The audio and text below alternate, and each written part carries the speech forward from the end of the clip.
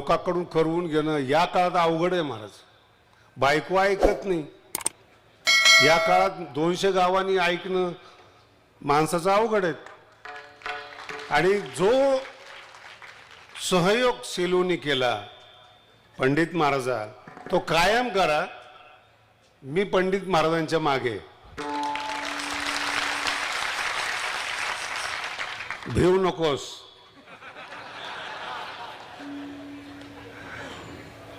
थोडा त्रास होतो या गोष्टीचा. मोठं व्हायला त्रास होतो. मोठ्याला नावं ठेवायला लहान असतो. मोठ्याला नावं ठेवण्यासाठी लहान असावं लागतं. ते आहेच. जन्मतः लहान आहेत. कोती बुद्धी असते.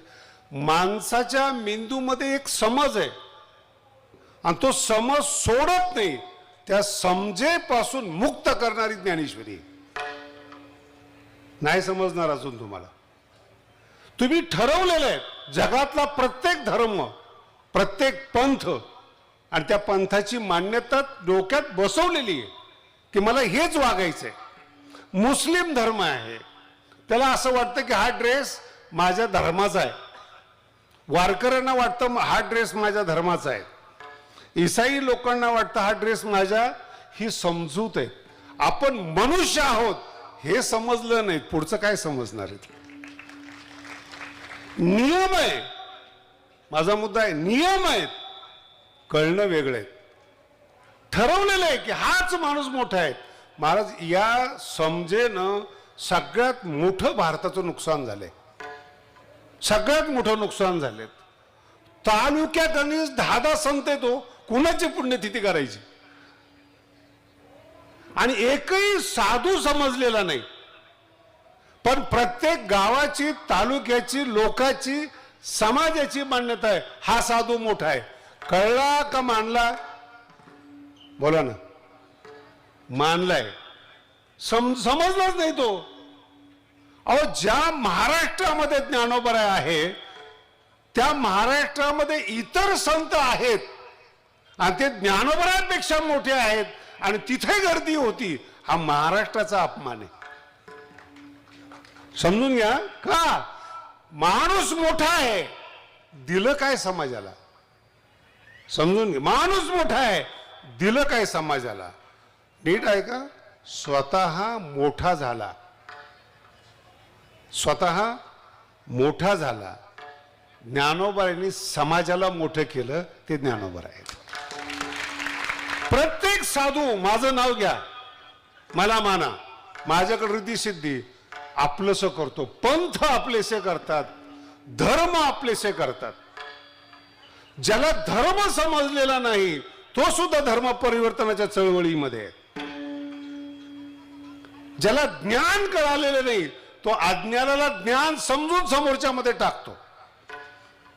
एक चांगला माणूस माझ्याकडे आला. शांत राहा. ऐका मस्त. बाकी मुठभर माणसं समाजाला नाराज करू नका बरं का. तुम्हाला ऐकू येत नसेल भाग सोडून द्या. फार उशिरा आल्यामुळे गडबड झालेली. विठाला विठाला विठाला विठाला विठाला. आणि ती माणसं जेव्हा माझ्याकडे आली ते त्यांच्या धर्माचं महत्व सांगतायत. तर मी 1-2 प्रश्न विचारले त्यांना. हे कसं ते कसं त्यांच्या डोक्यातच ते बसे ना. तेव्हा महाराज आमच्या धर्मामध्ये प्रश्न विचारायचा नाही. आमच्या धर्मामध्ये प्रश्न विचारायचा. माझी मराठी खूप मोठी बरं का. शब्द लहान आहेत. प्रश्न विचारण्याची बंदी आहेत. याचा अर्थ तुमच्या बुद्धीवर त्यांनी ताबा मिळवून गुलाम केले तुम्हाला.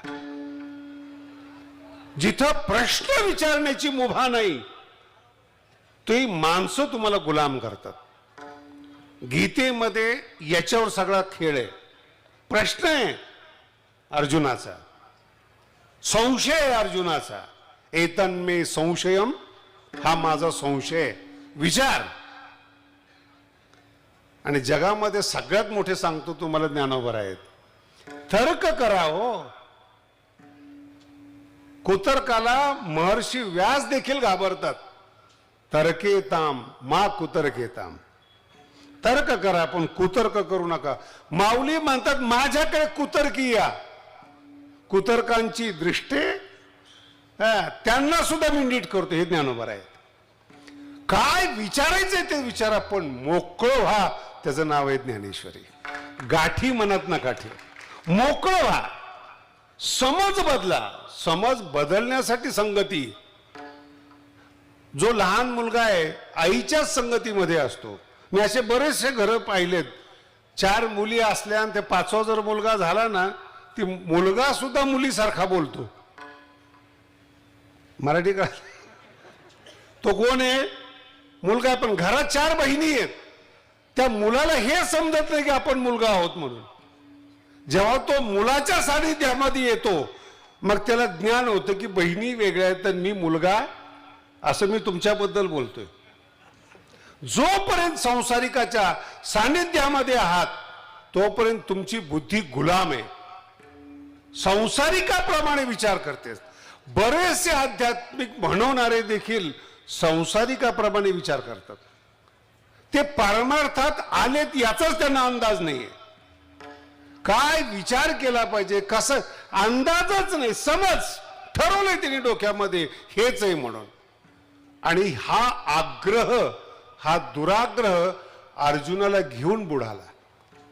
मी हे करू शकत नाही, हा दुराग्रह आहे. आणि एकदा दुराग्रह तुमच्या जीवनामध्ये आला, तुम्हाला एक महत्वाची बातमी सांगतो. 700 कोटी लोक आहेत सध्या. आपण आता किती आहेत? 700 कोटी लोक आहेत. काही देशावर बॉम्ब चालू आहेत, काही ठिकाणी युद्ध चालू आहेत, काही ठिकाणी बसायला जागा नाही, काही ठिकाणी भाकरी नाही आहेत. पृथ्वीला कोणाशीच काही देणं घेणं नाही, कोणाशीच काही देणं घेणं नाही. तुम्ही या जगात दिवसभर काम करा, थँक्यू म्हणणार नाही कुणी, आभार अभिव्यक्त करणार. आणि तुम्ही सगळ्यात मोठे व्हा, अडवणार नाही कुणी तुम्हाला. म्हणून गरीब माणसं भारतात मोठे झालेत. सामान्यातला सामान्य साधक ज्ञानेश्वरीला हात धरून संत झालेला आहे. एकदम सामान्य. ज्याला ज्ञानेश्वरी कळते त्याला मानणं काही विशेष नाही हो. जे ज्ञानेश्वरीचा चुकीचा अर्थ सांगतात लोक त्यांना सुद्धा संत मानतात. हिला ज्ञानेश्वरी म्हणतात. ज्ञानेश्वरीमध्ये एक ओवी आहे, लोह उभे खाय माती. लोह उभे खाय. तो कीर्तनकार जोपर्यंत ती माझी ज्ञानेश्वरी ऐकत नव्हता तोपर्यंत सांगत होता, लोखंड उभं केलं तरी माती खातं त्याला. लोखंड उभं केलं, भिंतीला उभं केलं तरी लोक ज्ञानेश्वरी ऐकत होते. आणि त्याला महाराज म्हणून जास्त दक्षिणा देत होते. काय महाराज तुम्ही? त्याच्याही पुढे जाऊन सांगतो, जो महाराज ज्ञानेश्वरीपेक्षा संसारिकाचं वर्णन करतो ना तो जास्त कमवतो. नाही कळालं? जास्त कमवतो आणि परमार्थातलं पुण्य गमवतो. आणि जिथं पुण्य गमवलं ना, आता ही अंधश्रद्धा नाही बरं का, पुण्य आणि पाप. त्याची एक व्याख्या समजून घ्या. काय समजणं हे पुण्य आहे, वेळेवर समजणं हे पुण्य आहे, न समजणं पाप आहे. लहान मोठं उदाहरण देणं सोडून देतो मी तुम्हाला. मोठं उदाहरण देतो. रामाची पत्नी आहे, तिला साधू समजला नाही, तुमच्याकडून काय अपेक्षा करू? जो रावण आहे खानदानी, अपहरण करण्याकरता आलाय, त्याला बसायला पाठ देते ती आणि फळं खाऊ घालते. कोणाला? बोला ना. कधी कधी तुम्ही पण तुमचा विचार करा, किती रावण घरात घेतलेत साधू समजून. नंतर तुम्ही उलटलात की हे साधू असे असतात. साधू नसतातच. रावणाला साधू समजल्यामुळं घरात आक्रमण झालंय. साधू नाहीतच. सीतेला समजलं नाही, पण सीतेच्या डोक्यात पक्क आहे की याला साधू म्हणतात. आणि तुमच्या डोक्यात जे पक्क आहे त्याचा अभिनय समोरचा नट करत असतो. तुम्हाला असं वाटतं ना की दाढी वाढवलेला साधू आहे, तुम्हाला असं वाटतं त्रिपुंड लावलेला साधू आहेत, लाल, बरोबर समोरचा माणूस तसंच करून येतो. लुटायचंय तुम्हाला.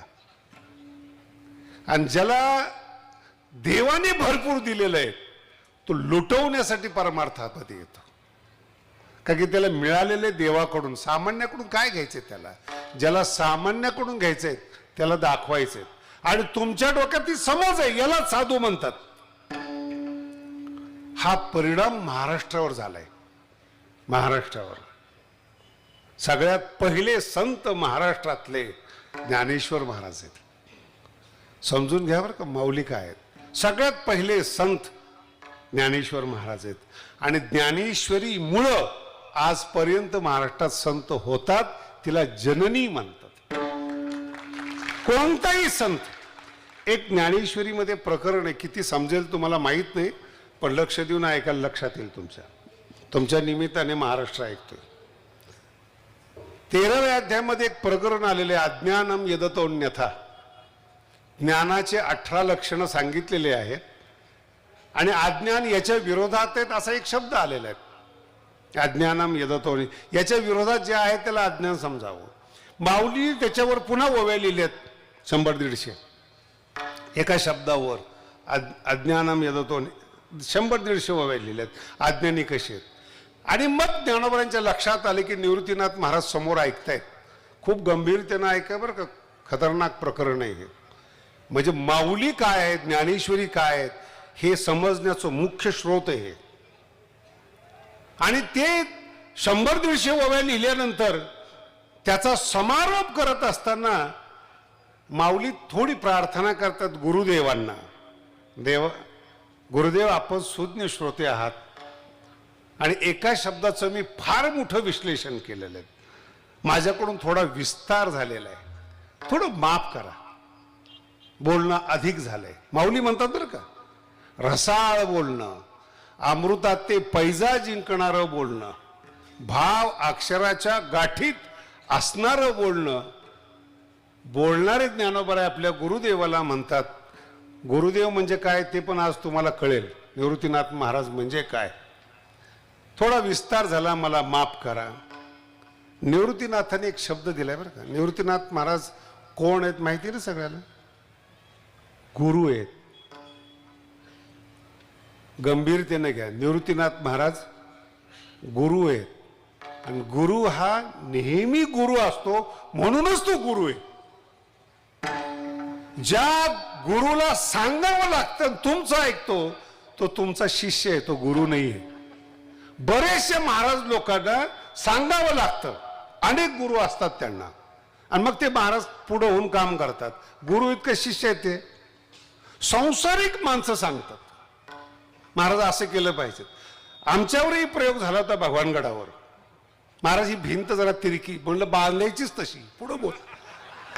नाही म्हणजे तिरकी, म्हणलं तशीच बांधली, पुढं बोल. नाही म्हणजे तिरकी वाटते, म्हणलं बोल. नाही सरळ केली असती तर बरी झाली असती. त्याचं ऐकलं नाही मी. कळालं तर कोण आहे तो सांगणार आहे. त्याचं ऐकलं म्हणजे तो कोण झाला माझा? माझे गुरु ज्ञानेश्वर महाराज आहेत. संसारिकांनी सांगायचं का आम्हाला? नाही महाराज नुकसान होईल. म्हणलं संसार सोडल्यानंतरच झालेले आहेत, आता काही नुकसान नाही. आता काही काय फार फार तर कीर्तन ऐकणार नाही, लय राग आला तर युट्यूब बंद करतील. मुक्त होण्यापासून कोणी रोखू शकत नाही. विठाला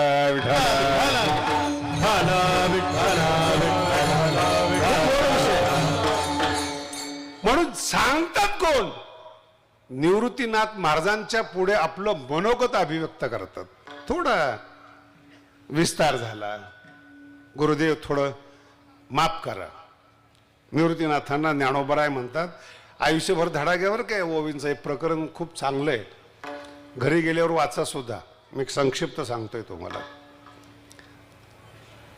निवृत्तीनाथ महाराज ज्ञानोबरायांचे गुरु, ज्यांनी ज्ञानेश्वरी लिहून जगाला तारलं, त्यांचे गुरु आहेत ते निवृत्तीनाथ महाराज. फार गोड बोलतात. ज्ञानोबराय का घाबरताय तुम्ही? बिहसी का वाया, का विनाकारण घाबरतोस? अरे तू कवी पोषक आहेस. हा शब्द संपूर्ण ज्ञानेश्वरीला जड आहे. काय शब्द आहे? बिहसी का वाया, का घाबरतोस? कवी पोषका. कठीण शब्द आहे. संस्कृत मध्ये महाकाव्य आहेत. महाकाव्य ज्याचं नाव आहे अभिज्ञान शाकुंतल. 2000 वर्षापासून संस्कृतवर राज्य करत आहेत. अभिज्ञान शाकुंतलम कालिदासाचे. त्याच्यावर एक महाकाव्य आहे शिशुपाल वध, ते त्याच्यावर राज्य करत आहे. ज्यांना आणखीन चांगलं पाहिजे, बेटर देन बेटर, ते अभिज्ञान शाकुंतलपेक्षा शिशुपाल वध वाचतात. आणि तरी सुद्धा ज्यांना कमी वाटतं ते नैषध वाचतात. नैषध म्हणल्यामुळे तुम्हाला कळालं नाही बरं का. नल दमयंतीची कथा ऐकली ना, ती कथा म्हणजे नैषध. हे जाड शब्द वापरल्यामुळे लोकांना कळत नाहीत. आता ही जी तिन्ही नावं घेतली मी, संस्कृत मधलं सगळ्यात शेवटचं काव्य महाकाव्य नैषध आहेत, जिथं नल दमयंतीची कथा आहे. ही जी तीन आहेत, अभिज्ञान शाकुंतल, शिशुपाल वध आणि नैषध, हे तिन्ही महाभारतातून जन्माला आलेले आहेत. या तिघांच्या कथा हे महाभारतातून जन्माला येऊन महाकवी झालेत, महाकाव्य लिहिलेत. याला म्हणतात कवी पोषका.